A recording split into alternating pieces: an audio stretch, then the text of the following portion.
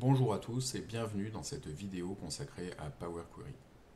Qu'est-ce que Power Query? C'est un outil intégré à Excel qui va vous permettre de normaliser, de transformer, de modifier des données en provenance de différentes sources, que ce soit du CSV, du TXT, du XLS ou même des tableaux au sein de votre classeur Excel. Dans cette vidéo, nous allons, au travers d'un exemple, appliquer un certain nombre de transformations sur des données afin de voir les concepts de base de Power Query et de vous y initier.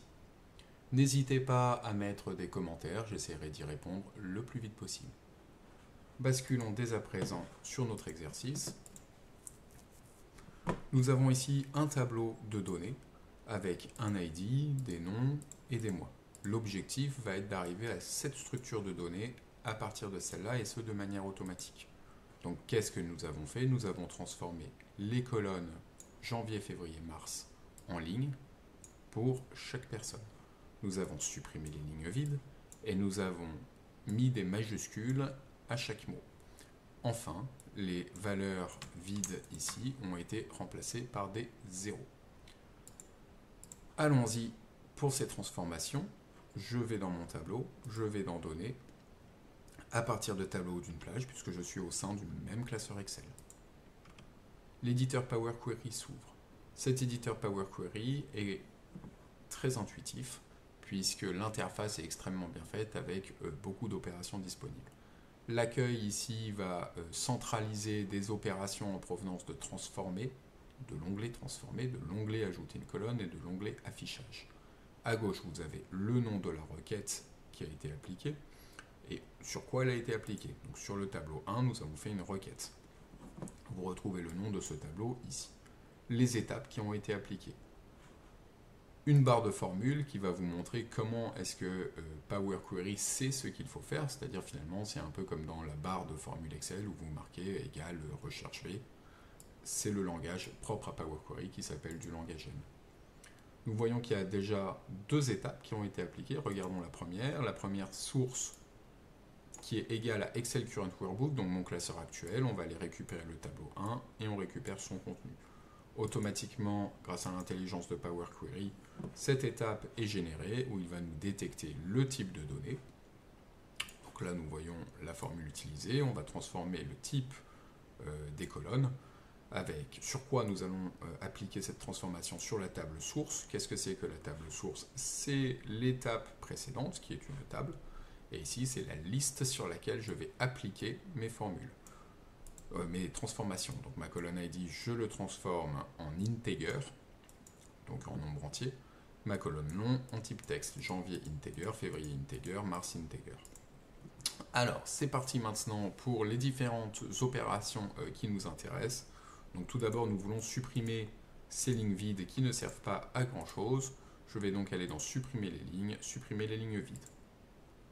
L'ensemble de mes lignes vides sont partie. Et nous voyons l'étape qui a été créée, ligne vide supprimée.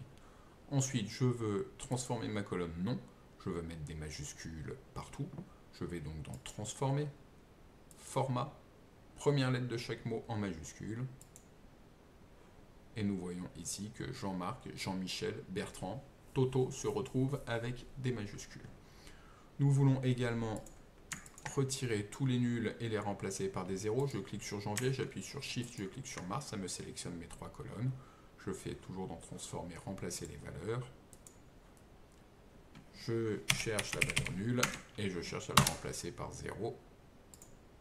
Et boum, la magie s'opère, c'est fait.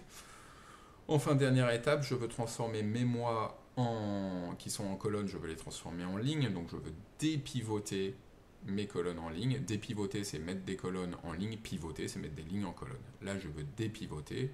Donc, je sélectionne mes trois colonnes. Je clique droit. Dépivoter uniquement les colonnes sélectionnées.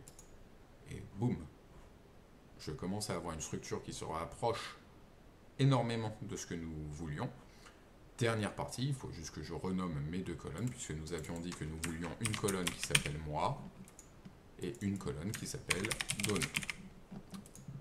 Voilà qui est fait. Je n'ai plus qu'à charger le modèle dans Excel. Je fais accueil, fermer et charger, fermer et charger. Et boum, me voilà avec les données cibles.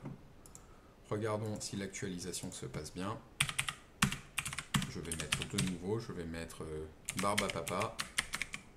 Je vais pas y arriver, donc on va l'appeler Barbe simplement. Et ici, Kiki. Voilà. Je mets des données un peu au hasard. Et comme nous voyons ici, j'ai ces deux lignes là qui sont rajoutées. Elles ne sont pas encore présentes. Je clique droit sur mon tableau. Je fais actualiser. Et nous avons Barbe ici qui apparaît. Kiki qui apparaît. Les majuscules ont été mis.